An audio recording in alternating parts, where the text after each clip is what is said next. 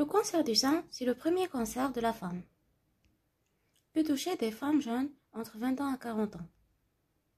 Sur le plan anatomique, le sein est un organe glandulaire assurant la sécrétion lactée.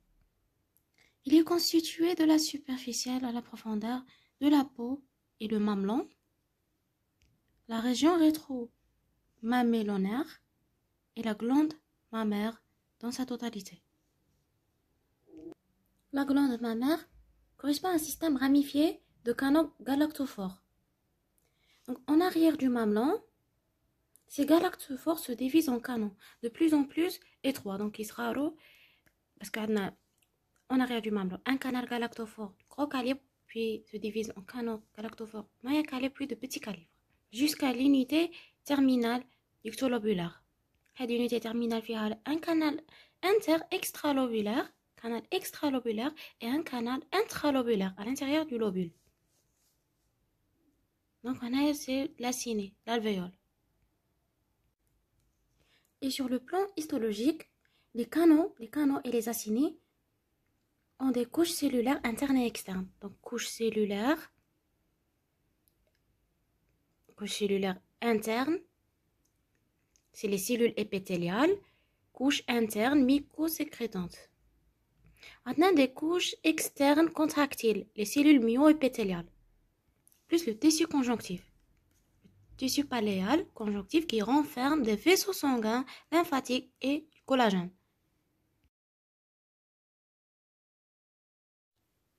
Les facteurs de risque d'un cancer du sein, on a des facteurs hormonaux, facteurs génétiques, facteurs environnementaux et d'autres facteurs de risque.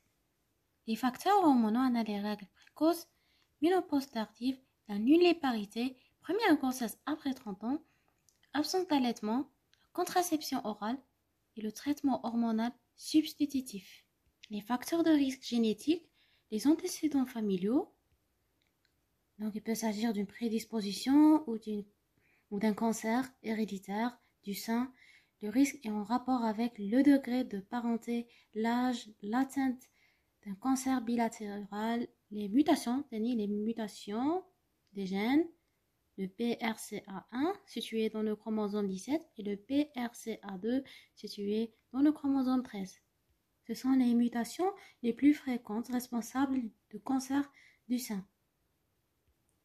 Risques environnementaux, donc les femmes d'origine latine et d'Europe du Sud ont un risque intermédiaire de développer un cancer du sein. Les populations africaines, asiatiques, le risque est faible.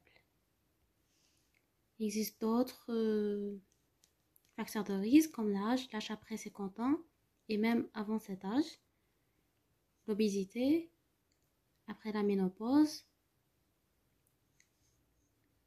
alimentation riche en graisse, le niveau socio-économique élevé, antécédents de radiothérapie sur thorax, pendant ou juste après l'adolescence, donc pendant l'adolescence ou juste après l'adolescence, les radiations médiastinales et axillaires de la maladie de Hodgkin.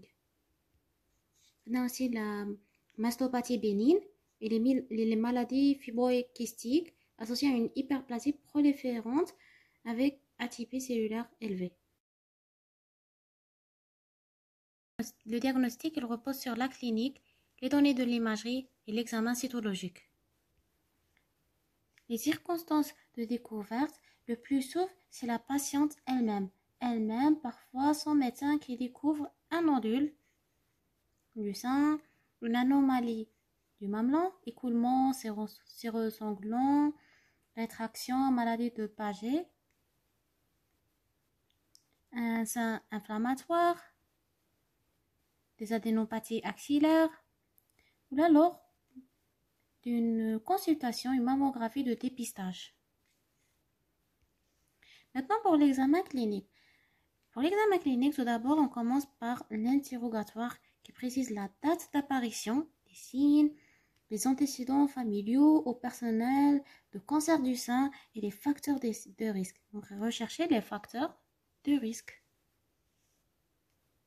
Puis après l'interrogatoire, on déroule l'inspection. L'inspection, la femme, elle doit être dévêtue jusqu'à la ceinture est assise face à l'examinateur sous un bon éclairage, les bras le long du corps, puis élevés. Donc les bras le long du corps, puis lever les bras. Cette inspection sera complétée en position bras tendus.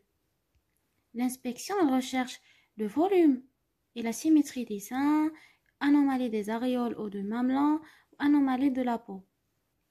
Peau d'orange, signe d'inflammation. Donc, il y a la peau d'orange. Donc, le sein, comme vous voyez, le sein gauche est inflammé avec augmentation du volume. On a un l'œdème cutané qui donne le signe de la peau d'orange. Du fait du blocage, on a un blocage lymphatique où la peau elle est épaisse, on a des pores élargis. Les pores élargis, l'œdème cutané, peau épaisse, donc l'augmentation du volume du sein, c'est l'aspect peau d'orange. Puis la palpation. La palpation, d'abord en position debout, puis la femme couchée. Les deux mains à plat et on examine, on palpe cadran par cadran le mamelon et exprimé à la recherche d'un écoulement. La palpation en position debout, puis couchée. Les deux mains à plat, on palpe cadran par cadran et le mamelon est exprimé à la recherche d'un écoulement. On recherche les éléments en faveur de la malignité. Et on a donc une tumeur ou un nodule mal limité, nodule dur, irrégulier et rechercher une adhérence cutanée ou là une adhérence au muscle grand pectoral. Recherchez les deux signes. Pour les adhérences cutanées, soit spontanées, soit provoquées. Provoquées, c'est par le signe de caption. C'est par le refoulement de la tumeur. Refoulement de la tumeur, on la pince entre le pouce et l'index. Donc, on pince la tumeur. Et on la refoule, si vous avez le signe de caption. Apparition d'une ride, d'un caption. Donc, c'est l'adhérence cutanée, elle est provoquée. Provoquée par la manœuvre. Par le refoulement de la tumeur. Vous trouvez spontané. Je plaît de la manœuvre spontanée. Les signes de l'adhérence cutanée, l'adhérence cutanée, c'est parce que la fibrose. La fibrose, elle est due au cancer du sein. Donc, le cancer du sein, il a des fibroses. La fibrose, elle donne des signes de rétraction. Caption, modification des contours et rétraction ou déviation du mamelon. Donc, les signes, le caption, les modifications du contour. Donc, un examen comparatif bilatéral et on recherche des modifications de la convexité normale des seins et comparer un sein à l'autre. Maintenant aussi le signe de rétraction du mamelon droit. Tu vois le sein droit. Maintenant rétraction du mamelon. Chez une femme ayant un cancer droit de localisation centrale rétro-aréolaire. Donc, on a les signes de rétraction, on a le signe de caption, modification des contours, ou la rétraction du mamelon. Rétraction du mamelon. Et on recherche aussi une adhérence au muscle grand pectoral. On la recherche à l'adhérence par manœuvre d'adduction contrariée de Thillot. Donc, on demande à la patiente de faire un mouvement d'adduction. Et l'examinateur s'oppose au mouvement d'adduction du bras de la patiente. Et cette manœuvre, elle est destinée à mettre en évidence une éventuelle adhérence de la tumeur au muscle grand pectoral. On palpe aussi des creux axillaires à la recherche de ganglions suspects, petits, durs, indolores, palpation des creux susclaviculaires à la recherche d'un ganglion de Troisier et on ne palpe pas les ganglions mammaires internes qui sont sous le gris costal. L'examen des seins doit toujours être bilatéral et comparatif. il ne faut pas oublier l'examen du sein opposé. Parce que nous connaissons parfois association en un cancer bilatéral des deux seins. Les examens complémentaires. Le bilan standard d'imagerie repose sur la mammographie plus l'échographie. La mammographie, elle comporte au minimum 3 incidences: face, profil strict et profil axillaire. La mammographie, c'est l'examen de première intention. L'image, elle est caractéristique devant ces signes. إذا كان هاد les signes لازم نحفظوهم parce que تحفظ لي كسام les signes qui témoignent بلي عندنا un cancer du sein. On a 3 grandes entités radiologiques. On a l'opacité dense, hétérogène, à contours irréguliers. Cette opacité est entourée d'un halo totem péritumoral. Donc le volume de l'opacité à la mammographie, le volume il est inférieur à la masse palpée. Lorsqu'on palpe la tumeur, on a un volume kbir. Par rapport à la mammographie, on a un volume inférieur à la masse palpée. C'est à cause de l'halo totem péritumoral qui entoure la masse. Je vois une image stellaire, spéculée, rétractile, plus petite que la tumeur. Et parfois, on a une rétraction cutanée et épaississement cutané en regard. La deuxième entité, c'est les microcalcifications. Microcalcifications pentiformes, groupées en foyers irrégulières, témoignent en général d'un carcinome in situ associé. Et la troisième entité, c'est la désorganisation architecturale. Parfois, le diagnostic il peut être plus difficile. Il s'agit d'images discrètes de convergence fibreuse à l'origine de désorganisation architecturale de la glande mammaire. Le deuxième examen, l'échographie. Elle est systématique, surtout chez les femmes jeunes au sein dense et même chez les femmes enceintes. Elle est plus performante que la mammographie pour déterminer la taille de la tumeur et l'analyse de sa structure interne. L'échographie recherche un nodule mal circonscrit à contours irréguliers, à grand axe vertical et camp d'ombre postérieur. Une échographie axillaire, donc c'est une échographie mammaire qui montre un nodule mal circonscrit à contour irrégulier, c'est une échographie mammaire. L'échographie axillaire. L'échographie axillaire, elle est demandée en cas de lésion ACR 4-5. C'est une classification et cette classification pourra cependant être utile aux internes et aux médecins.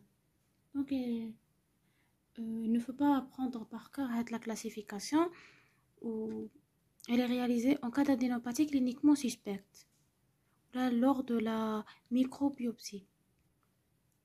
Elle permet des prélèvements échoguidés, cytologiques et anapathes.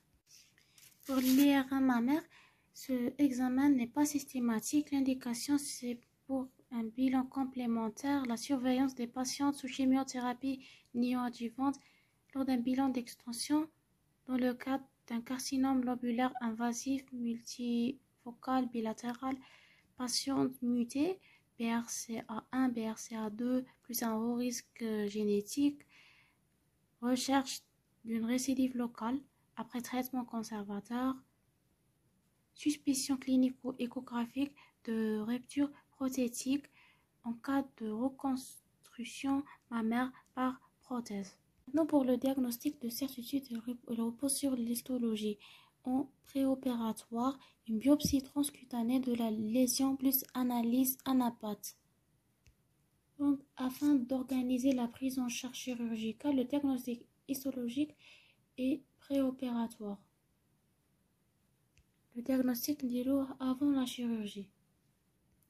La microbiopsie et la macrobiopsie. La microbiopsie, c'est la technique réservée pour les masses tumeurs palpables ou nodules repérables en échographie. Elle est réalisée sous guidage échographique. Et pour la macrobiopsie, cette technique concerne les lésions non palpables, non repérables à l'échographie. C'est des foyers de microcalcification. Dilo une biopsie sous guidage stéréotaxique, sous guidage radio-guidage. Le bilan d'extension. Il repose avant tout, donc le bilan d'extension, c'est la recherche de métastases à distance. Il repose avant tout sur l'examen clinique soigneux et à la recherche de signes évocateurs d'une extension métastatique. Donc les douleurs osseuses, palpation hépatique et l'examen neurologique. Le bilan d'extension, la radio du thorax, échographie abdominale, scintigraphie osseuse, scanner thoraco-abdominal. Donc il y a comme le scanner cérébral, non, scanner thoraco-abdominal et le TEP-TDM au 18 FDG. L'indication du bilan d'extension. Il n'est pas recommandé de réaliser un bilan d'extension systématique en absence de point d'appel clinique, donc chez les patientes. En pratique, un bilan d'imagerie d'extension est recommandé pour les tumeurs T3, T4 ou N+. Peut-être qu'on voit la classification de TNM. Classification TNM. T, c'est en rapport avec la taille de la tumeur. N, les adénopathies régionales. M, métastase. On commence par la taille du tumeur. En TX, c'est la détermination impossible de la tumeur primitive. T0, la tumeur non palpable, pas de signe de tumeur primitive. Le TIS, c'est le carcinome in situ. Pas d'invasion. Le T1, la taille de cône inférieure ou égale 2 cm. Donc, 1 kcm délime une tumeur de 2 cm. Donc, c'est le T1. Le T1 inférieur ou égal 2 cm. Le T1, le T1A, B et le C. Le A, il compte 0,1-0,5 cm. Le B, 0,5-1 cm. Et le C, 1 à 2 cm. T2, le T2, la taille il compte 2 à 5 cm. Le T3, il compte plus de 5 cm. T4, le T4, c'est un T4, on a le T4 A, B, C et D. La tumeur de toute taille, donc quelle que soit la taille, plus une extension. Extension directe à la paroi thoracique ou à la peau. Donc pour le T4A, on a une extension à la paroi thoracique, quelle que soit la taille. L'essentiel T4A a une extension à la paroi thoracique. Le T4B a une extension à la peau. Du coup, on a un aspect odème peau d'orange, donc aspect peau d'orange, et une ulcération nodule interne sur le sein. Le T4C, c'est l'association T4A et le T4B. On a à la fois extension à la peau et extension à la paroi thoracique. Le T4D, c'est le dernier stade, c'est la tumeur inflammatoire. Donc pour la classification T. Dans la classification N, adénopathie, elle est détectée à l'examen clinique ou radiologique. Le NX, l'appréciation impossible de l'atteinte ganglionnaire. Le N0, absence de signe d'envahissement ganglionnaire régional. Le N1, ganglion axillaire homolatéral mobile. Le N1, ganglion axillaire homolatéral mobile. Le N2, des adénopathies axillaires homolatérales fixées entre eux ou d'autres structures, soit fixées entre eux, les adénopathies, soit fixées à d'autres structures. Maintenant pour le N3. Le N3 on a le A et le B. Le N3A on a des ganglions sous-claviculaires, sous la clavicule et axillaire homolatéral. Donc le côté du sein atteint, triangle homolatéral. On a le N3B, ganglion mammaire interne et ganglion axillaire homolatéral. Le N3C on a des ganglions susclaviculaires homolatéraux. Classification N. Les métastases MX ont un signalement insuffisant pour classer les métastases à distance. M0, pas de métastases retrouvées. M1, métastase. Et selon la classification TNM, on regroupe par stade. Le cancer, on le regroupe par stade. Donc, on a le stade 1, lorsque la tumeur compte T1, compte la taille inférieure à 2 cm ou pas d'extension à la paroi là. Donc, c'est la taille de taille, tumeur de taille, moins de 2 cm. 1,0, donc absence de signe d'envahissement ganglionnaire. Et M0, pas de métastase.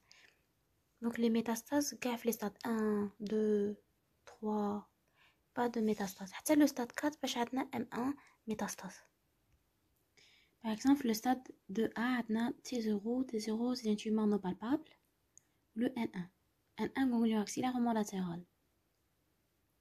Maintenant aussi, T1, N1. T1, ce qui me c'est tumeur inférieure à 2 cm. N1, ganglion axillaire homolatéral mobile. T2, N0. T2, c'est la tumeur entre 2 et 5 cm. Donc N0, M0. Donc le stade de A fait T0, N1, T1, N1, T2. Le stade 2B, fait T2, N1, donc T2, c'est la taille de tumeur de 5 cm, N1, ganglion axillaire homolatéral mobile. Vous voyez qu'on a T3, N0. T3, la taille de la tumeur plus de 5 cm, N0, absence de signe d'envahissement ganglionnaire régional. Deuxième classification, la classification de PEV. Cette classification, elle classe qui me connaît le T4. Le T4, le T4D, c'est la tumeur inflammatoire. Où les cancers inflammatoires sont tous classés en T4D. Et une classification de PEV permet de classer les poussées évolutives. Donc PEV0, absence de phénomène inflammatoire. PEV1, doublement de volume tumoral en moins de 6 mois. PEV2, phénomène inflammatoire localisé. Et PEV3, phénomène inflammatoire étendu à tout sein, à tout le sein. Le PEV1, donc l'accroissement rapide.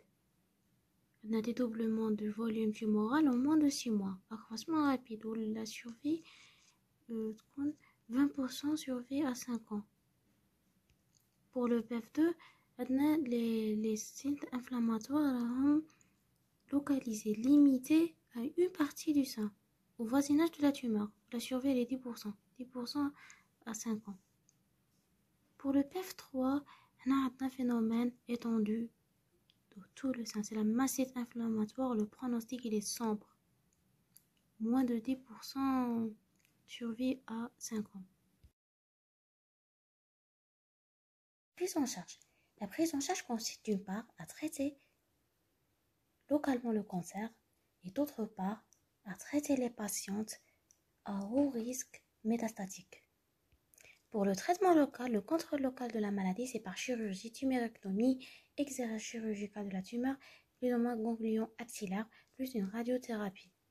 Elle est systématique suite à une chirurgie conservatrice.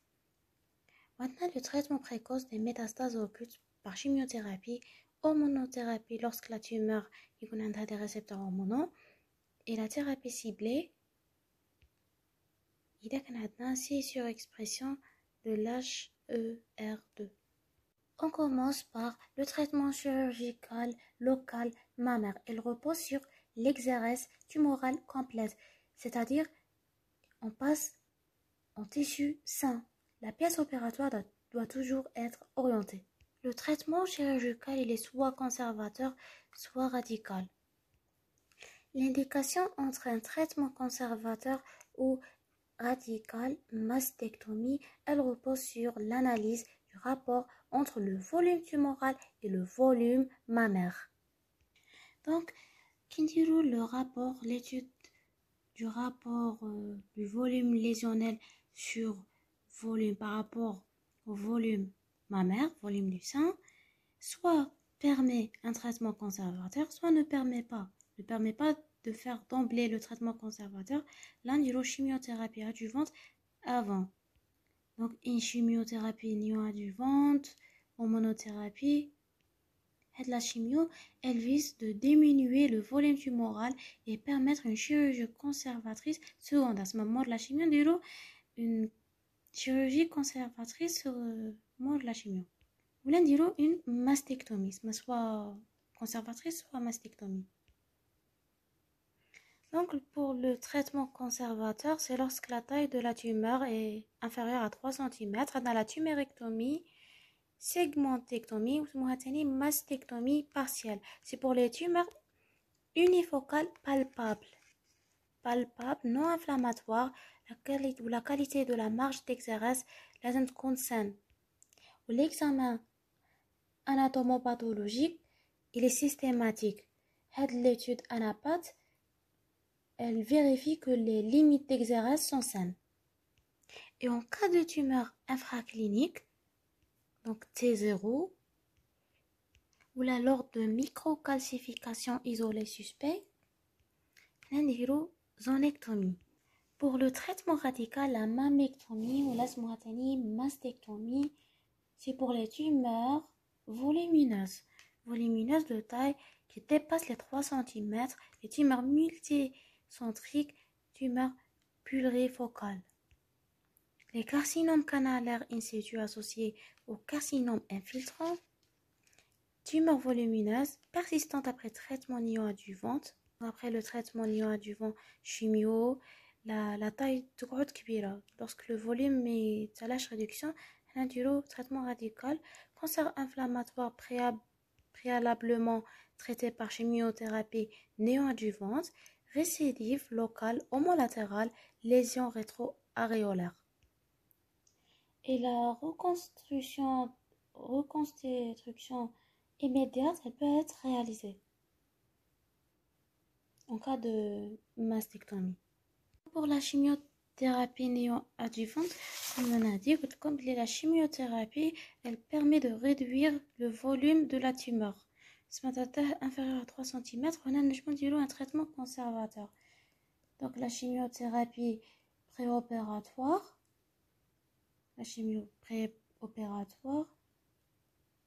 elle permet une diminution des mastectomies. Permet la diminution du traitement radical. Sinon, la tumeur volumineuse elle persiste, donc après traitement néoadjuvant, après chimiothérapie, la tumeur elle ne réduit pas le volume, elle a un traitement radical.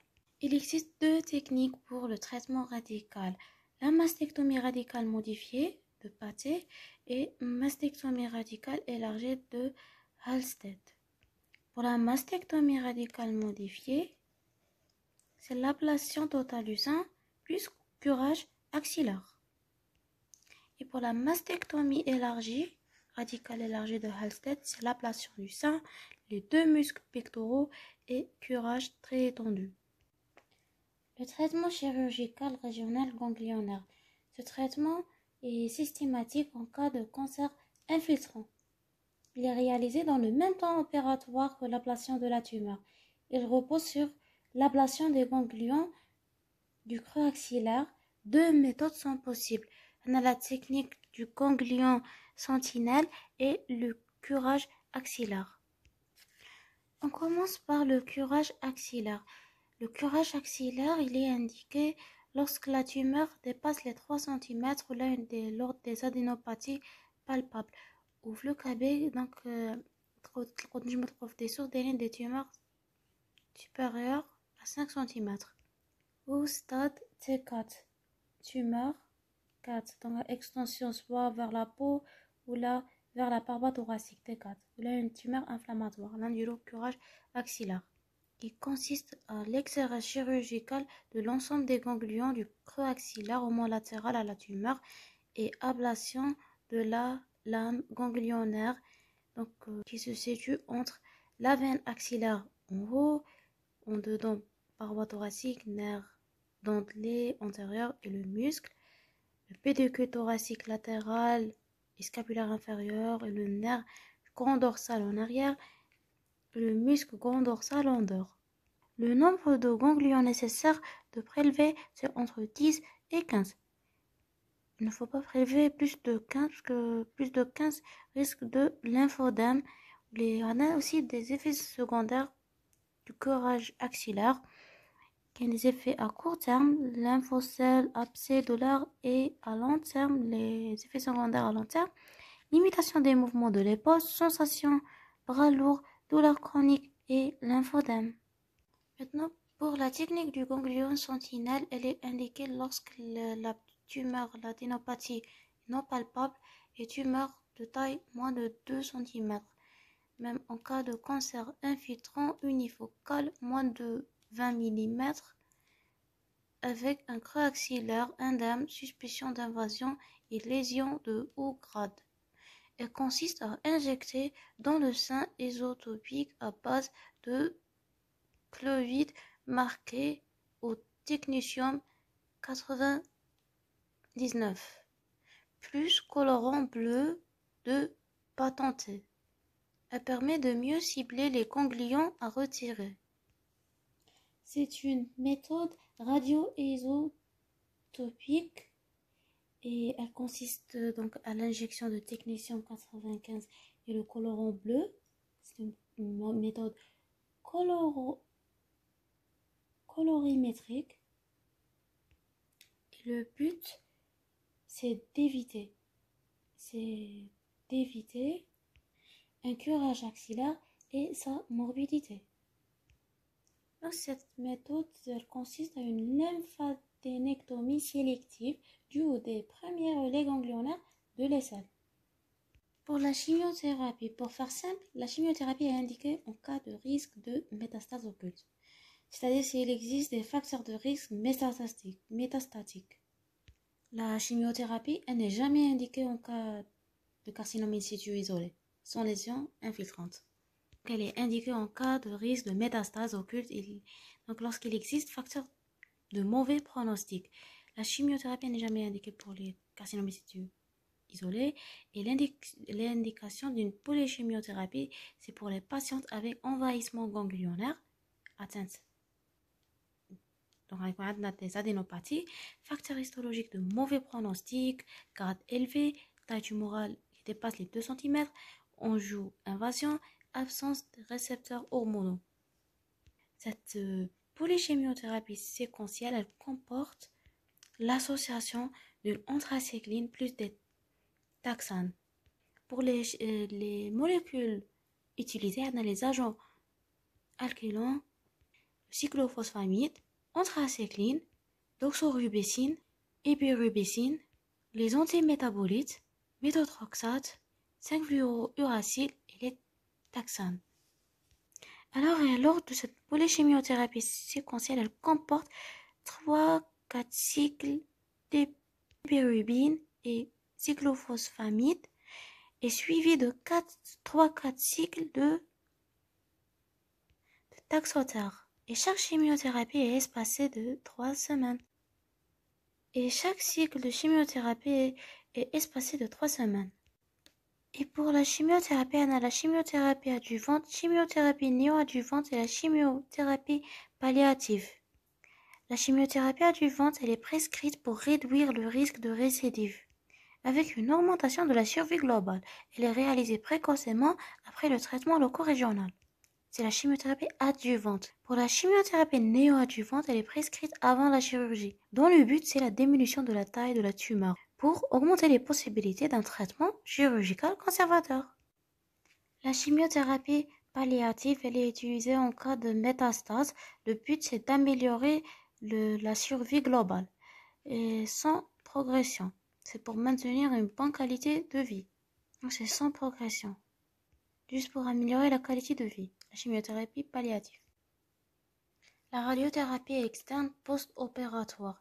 La radiothérapie adjuvante, le but c'est de réduire le risque de récidive loco-régionale du cancer du sein. La radiothérapie elle est systématique après chirurgie conservatrice. Le site d'irradiation, le sein opéré, conservé, le lit tumoral, la paroi thoracique, les arcs ganglionnaires axillaires, jusclaviculaires et mammaires internes et certaines localisations métastatiques. Le sein conservé est en général irradié à la dose de 55 Gray, délivré en 5 à 6 semaines à raison de 5 séances par semaine. Les complications sont graves et sont devenues quasiment inexistantes.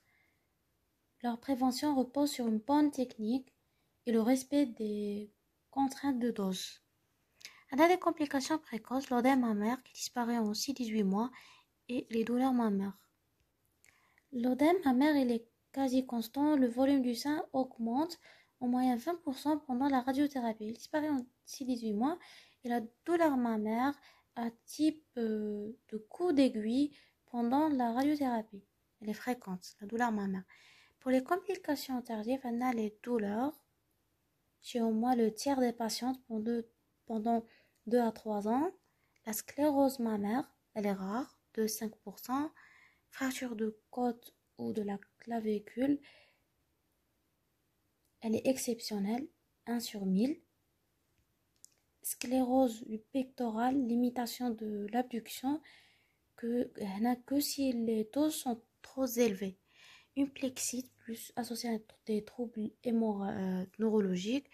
Pneumothérapie radique, c'est le poumon radique rare, sous-minime, survient 1-2 mois après la radiothérapie liée à l'irradiation d'une partie du poumon et résolutive après corticothérapie. Les cardiopathies ischémiques exceptionnelles, pas de mortalité associée démontrée et la péricardite. La thérapie ciblée, il s'agit des médicaments qui bloquent des mécanismes spécifiques des cellules cancéreuses. Typiquement, dans le cancer du sein, la mise en évidence d'une surexpression de récepteurs des facteurs de croissance épidermique humain, le HER2. Cette surexpression de l'HER2, c'est par les cellules tumorales. Elle fait indiquer le traitement par le trastuzumab. Le trastuzumab fait partie des anticorps monoclonaux. Il doit toujours être prescrit en association avec de la chimiothérapie habituelle en 6 cycles et il sera ensuite poursuivi pour un total de 18 injections. C'est un anticorps monoclonal qui inhibe la prolifération des cellules humaines qui surexpriment le récepteur HER2. Donc, récepteur 2 des facteurs de croissance épidermique humaine. La deuxième thérapie ciblée, le bevacizumab Avastin, utilisé dans le cancer du sein métastatique. L'hormonothérapie, elle augmente la survie. Le but, c'est d'empêcher la stimulation des cellules tumorales par les œstrogènes. Elle n'est bénéfique que pour les tumeurs hormonosensibles. Donc, les tumeurs qui présentent la présence de récepteurs d'oestrogène et de progestérone au niveau de la tumeur. Quand on a des récepteurs de progestérone, oestrogène, la tumeur, donc on a l'hormonothérapie. Donc, l'indication, c'est toutes les patientes dont la tumeur possède des récepteurs aux oestrogènes ou la progestérone. Pour la femme non ménopausée, il doit être hormonothérapie anti-œstrogène. Pour la non ménopausée, chez la ménopausée, ou un récepteur hormonopositif, il y a anti-aromatase. Pour les anti-oestrogènes, chez la femme non ménopausée, le tamoxifène. C'est un médicament de référence. L'administration, c'est pendant 5 ans. On prescrit pendant 5 ans. Le mode d'action, c'est l'inhibition compétitive de l'action des œstrogènes par fixation au niveau de leurs récepteurs. C'est un antagoniste partiel des récepteurs à l'ostradiol. Pour les effets secondaires, le traitement anti-oestrogénique, il augmente le risque de cancer de l'endomètre. On a des complications thromboemboliques. C'est un médicament tératogène. Donc, l'augmentation de l'incidence de cancer de l'endomètre, c'est par un effet paradoxal des anti-œstrogènes au niveau des récepteurs de l'endomètre. Les complications thromboemboliques et un effet tératogène. Donc, lazim dire une contraception efficace. On a autres effets secondaires comme la bouffée de chaleur, prise de poids et kyste ovarien. Et en cas de métrorragie au cours de ce traitement, au cours du traitement anti-œstrogène, le tamoxifène, là, il faut toujours éliminer un cancer de l'endomètre lors des métrorragies. C'est un demandeur des règles. Donc, on dit hystéoscopie diagnostique avec curetage biopsique. Au lors de la prise de la tamoxifène, les surveillance, donc examen de l'endomètre par an, une fois par an, un contrôle de la fonction hépatique et les triglycérides et doser l'œstradiol plasmatique. Et chez la femme ménopausée ayant des récepteurs hormonaux positifs, là, on prescrit des anti-aromatases, anastrozole ou létrozole. Le mode d'action, ces médicaments inhibent la transformation des androgènes et œstrogènes dans le tissu adipeux. Donc, inhibent la synthèse des œstrogènes. Parce que la synthèse des œstrogènes se fait à partir des androgènes, à partir du cholestérol. Donc, l'inhibition se fait par l'inhibition de l'aromatase stéroïdea, l'enzyme. Inhibition de l'enzyme. Les effets secondaires, les arthralgies et les myalgies, qui sont fréquentes et invalidantes, elles pouvant conduire à changer l'hormonothérapie ou à une mauvaise observance. Par ailleurs, elles exposent aussi au risque d'aggravation d'une ostéoporose. Donc, on a les complications arthralgie et myalgie et l'ostéoporose. L'ostéoporose préexistante impose une surveillance par l'ostéodensitométrie osseuse. Chez les femmes ménopausées après un traitement pour cancer du sein, le risque de récidive est d'environ 40%. Ce risque est diminué par prise de l'anti-aromatase. Où les anti-aromatases sont préférables par rapport au tamoxifène pour le temps de survie sans récidive. Pour l'anapathe, on a des carcinomes intracanalaires et les carcinomes lobulaires. Lobulaires qui touchent les lobules, canalaires qui touchent les canaux. Pour les carcinomes canalaires, on a les carcinomes intracanalaires in situ. On a l'adénocarcinome canalaire infiltrant. Pour le carcinome intracanalaire in situ, c'est une prolifération épithéliale maligne de cellules d'origine canalaire à l'intérieur des canaux galactophoriques. Pas de franchissement de la membrane basale. Donc, on a carcinome in situ. C'est le canal normal, canal galactophorique en coupe transversale avec épithélium normal.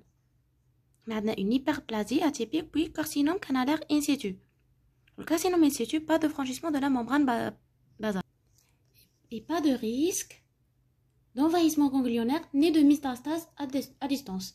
L'aspect radiologique typique, c'est des foyers de microcalcification. Une atteinte multifocale, elle est possible, pouvant aller jusqu'à l'atteinte de l'ensemble de la glande mammaire. Et lorsque les cellules tumorales franchissent la membrane basale, là on parle de l'adénocarcinome canalaire infiltrant. C'est le type histologique le plus fréquent. C'est le carcinome lobulaire in situ. Le carcinome lobulaire in situ, c'est une prolifération épithéliale maligne de cellules d'origine lobulaire à l'intérieur des lobules galactophoriques. Il n'y a pas de franchissement de la membrane basale, donc pas de risque d'envahissement ganglionnaire ni de métastase. Le plus souvent, lors de la radio, on a muette. Donc, l'échographie mammaire, elle est importante. L'atteinte multifocale est possible, pouvant aller jusqu'à l'atteinte de l'ensemble de la glande mammaire. Le carcinome lobulaire infiltrant, c'est le deuxième type histologique le plus fréquent. Il est plus bilatéral et ou multicentrique, avec un potentiel d'extension métastatique sur des sites plus variés que le carcinome infiltrant non spécifique. Il est caractérisé par la perte de l'écadirine. Pour la prise en charge des carcinomes intracanalaires in situ, soins de chirurgie conservatrice, zonectomie, tumérectomie, soins de traitement radical, mammectomie.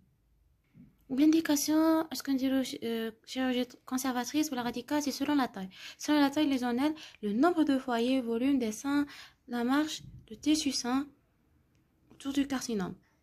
Au moins, il faut qu'il ait compteur de 2 mm.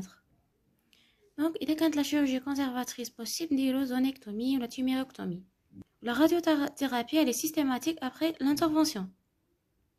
Elle est systématique. Systématique après une chirurgie conservatrice. Elle réduit le risque de récidive loco-régionale du cancer du sein. Sinon, إذا كانت la taille de la tumeur كبيرة وما قديناش نديرو la chirurgie conservatrice, نديرو traitement radical, la mammectomie. Donc, et après la mammectomie, pas de radiothérapie, la reconstruction mammaire immédiate est possible, pas d'indication du ganglion sentinelle, sauf si carcinome de haut grade et territoire lésionnel étendu, doute de micro-invasion. Donc, en cas de doute, est-ce que c'est un carcinome in situ ou là un franchissement de la membrane basale? En cas de doute, on dirait la technique ganglion sentinelle. Ou là, lorsque la lésion est palpable. Si la lésion est palpable, on dirait la technique du ganglion sentinelle. Maintenant, il faut la prise en charge des carcinomes invasifs lorsque les cellules tumorales franchissent la membrane basale. Donc, selon les rapports volume lésionnel et volume du sein, soit traitement conservateur, soit radical. Donc, soit zonectomie, plus ganglion sentinelle, là, il est systématique, ganglion sentinelle, et curage si PN1. Donc, PN1 sur ganglion sentinelle. PN1, maintenant, on a une métastase ganglionnaire axillaire dans 1 à 3 ganglions axillaires. Donc, sinon, la taille de la tumeur dépasse les 3 cm, une tumeur volumineuse, malgré la chimiothérapie, cancer inflammatoire, récidive locale, lésion rétro-aréolaire. Donc, on a du traitement radical, mammectomie. Mammectomie plus ganglion sentinelle et curage CPN1 sur ganglion sentinelle. Et selon les facteurs pronostiques, soit qu'on est favorable, défavorable. Donc, après la chirurgie, il y a que les pronostics, les facteurs de pronostic favorables, après la chirurgie, radiothérapie, hormonothérapie, si la tumeur fait un des récepteurs hormonopositifs. Il y a que le pronostic défavorable, chimiothérapie, traitement ciblé, si la tumeur exprime le récepteur HER2, radiothérapie et hormonothérapie si les récepteurs hormonaux sont positifs. Donc, c'était une chirurgie, la zonectomie ou la mammectomie, donc la première dans la chirurgie. Puis après la chirurgie, soins de radio, chimiothérapie, hormonothérapie, c'est selon les facteurs de pronostic.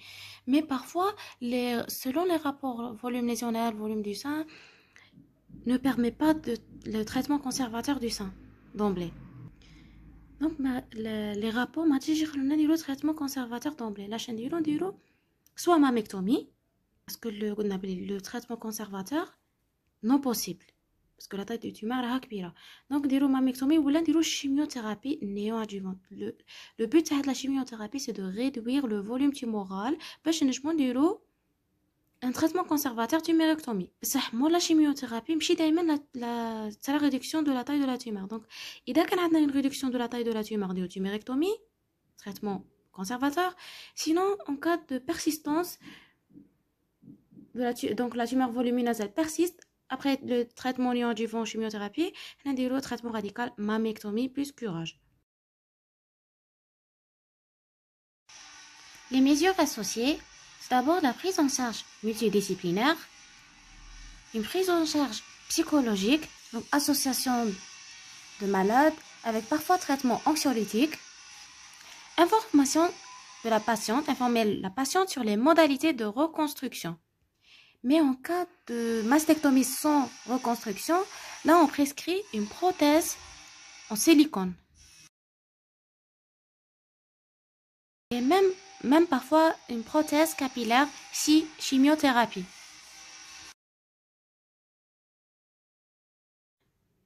En cas d'un curage axillaire, il faut éduquer la patiente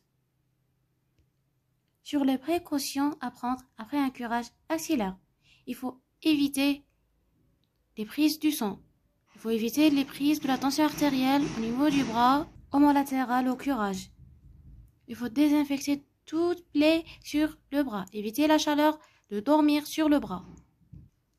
Les traitements hormonosubstitutifs de la ménopause sont contre-indiqués et les contraceptions œstroprogestatives sont contre-indiquées. Le but de la surveillance post-thérapeutique, c'est la mise en évidence d'éventuelles rechutes de la maladie, qui peuvent être des rechutes locales, au niveau du sein traité, rechutes ganglionnaires, axillaires, sus- ou sous-claviculaires, rechutes comme un cancer du sein contralatéral, et rechutes métastatiques, métastase, os, poumon, système nerveux central, foie, vers la peau. Ce risque de rechute, il est maximal pendant les 2 premières années. Puis il diminue. Il diminue ensuite et se stabilise après 5 ans. La surveillance repose sur l'examen clinique et l'examen complémentaire. Pour l'examen clinique, donc nous dirons un examen clinique et gynécologique complet avec un examen mammaire et palpation des aires ganglionnaires tous les 6 mois, pendant 5 ans, puis tous les ans. Les examens complémentaires, la mammographie annuelle, plus ou moins une échographie mammaire. La première mammographie, elle devra être réalisée dans les 6 mois suivant la fin de la radiothérapie. Aucun autre examen systématique n'est justifié dans le cadre de suivi post-thérapeutique du cancer du sein. En particulier, le dosage systématique des marqueurs tumoraux n'a aucun intérêt pour la surveillance des patientes. Le suivi des patientes sous hormonothérapie. Les patientes non ménopausées sous tamoxifène, on devra faire un examen gynécologique annuel et la prescription d'une contraception efficace. La contraception doit être non hormonale. Je veux une méthode soit dispositif intra-utérin, une contraception non hormonale. Car il y a une contre-indication de contraception hormonale. Et pourquoi on a l'examen gynécologique annuel? Parce que on a déjà l'hormonothérapie. Chez la femme non ménopausée, on a la tamoxifène ou l'anti-aromatase. Pour la tamoxifène, on a des effets secondaires. Il augmente l'incidence de cancer de l'endomètre. On a complications thromboemboliques. Il est tératogène pour le fœtus. Donc c'est pour ça qu'on a examen gynécologique annuel ou lazim dire contraception efficace. Parce qu'il est tératogène, le médicament tamoxifène. Pour les patientes sous tamoxifène. Maintenant, pour les patientes sous anti-aromatase, les patientes ménopausées. Donc, la première des choses, c'est l'évaluation clinique de la tolérance du traitement, parce qu'il y a un risque ostéoporotique, douleur musculo-articulaire, bouffée de chaleur et syndrome climatique. L'ostéodensitométrie initiale puis annuelle, ou là tous les 2 ans. Tous les 2 ans, en fonction du résultat. En fonction du résultat de la ostéodensitométrie initiale. La surveillance annuelle du bilan lipidique.